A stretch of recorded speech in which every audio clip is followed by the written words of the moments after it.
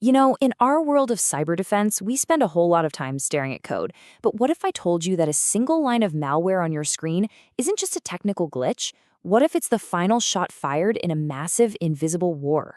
Today, we're going to connect those dots from the code right in front of you all the way to the conflict. I mean, if you're in this line of work, you've been there, right? You're dissecting some piece of malware, maybe it's from Russia, maybe North Korea. You get the what it does. But do you ever just lean back and ask, why? Why this particular attack? And why is it happening right now? Well, here's the thing. The real answer isn't buried in that code. That malware is just the end product. It's the final, tangible result of decisions made on a battlefield you can't even see. To really get it, we have to zoom way out. And when we do zoom out, we find ourselves in the world of information operations. This is where modern conflicts really kick off, blending high-tech, human psychology, and good old-fashioned military strategy into one incredibly powerful force. This is the command center of the modern fight, information operations, or InfoOps for short. You can think of it as the master plan, the grand strategy for controlling the entire information space. It uses every tool available, from sophisticated code to campaigns designed to influence how people think and feel. So what does this modern military arsenal actually look like? Well, an info-op isn't just one single thing. It's a combination of a few different disciplines all working together. Let's break down the key components. First up, you've got electronic warfare, or EW. This is the art of controlling the invisible world of the electromagnetic spectrum. Think about jamming GPS signals to send your enemy off course, or completely blacking out cell communications in a critical area. At its heart, EW is about making your opponent blind and deaf. Next is something we're all very familiar with: computer network operations, or CNO. This is cyber warfare in its purest form. We're talking about everything from sneaking into networks to gather intelligence to launching full-blown attacks with malware or DDoS. This is the sharp, offensive edge of the sword. And then there's PSYOPs, or psychological operations. This is the battle for the mind. It's all about using deception, disinformation, and influence to get inside your adversary's head.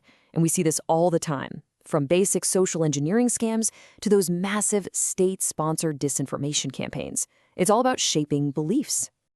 Now, this is where it gets really powerful. These things don't happen in isolation. Imagine a coordinated attack. An enemy could start by jamming GPS with electronic warfare. At the exact same time, they use a computer network attack to cripple command systems with malware. And just to create maximum chaos, they use PSYOPs to flood the area with spoofed emails spreading panic and misinformation. You see, it's a multi-pronged attack that can totally paralyze an opponent. Okay, so we've covered the what of information operations. Now let's talk about the who, as in you. What's your role on this battlefield? Let's explore this with a little analogy I like to use about 3 different kinds of soldiers.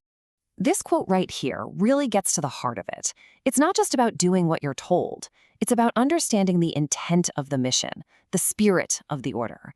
This mindset is what separates the good from the great. And that brings us to our 3 soldiers. All right, here we go. First, you have the follower. You tell them, go to that corner, and that is exactly what they do. They go to the corner, and they wait. Job done. Then you have the thinker. The thinker goes to the corner, but they understand the context, so they take cover and get ready for the next command. Better. But then you have the strategist. The strategist goes to the corner, takes cover, and immediately starts scanning the environment, assessing for new threats, and reporting back with suggestions. They understood the spirit of the mission was about security, not just about standing in a corner. The real question is, which one do you want to be? So let's take this big, high-level idea and bring it right back down to earth. Right back to your desk.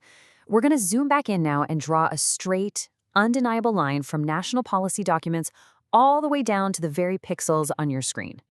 Take a look. This is how it works. When a national security document officially labels a country like Russia as a persistent threat, those aren't just empty words. That single sentence directs immense resources, funding, and focus. And what does that translate to for you? It means you're going to see more malware coming from Russian state actors. That high-level policy literally shapes the threat landscape you deal with every single day. The bottom line is this: the conflict doesn't start when an alert pops up on your network. It started months or years earlier in a policy document. The geopolitical chess moves of your country are what create the cyber threats that land on your desk. They're two sides of the very same coin. And really understanding this connection completely changes your role. You're no longer just an analyst cleaning up an infection. You're a frontline defender on a global battlefield. And being able to see that bigger picture, well, that's your greatest weapon. So, what are the big takeaways here? First, just remember that your daily work is the final step in a very long, high-level strategic plan. Second, if you understand all the pieces of the puzzle, EW, CNO, and PsyOps, you can see the whole picture.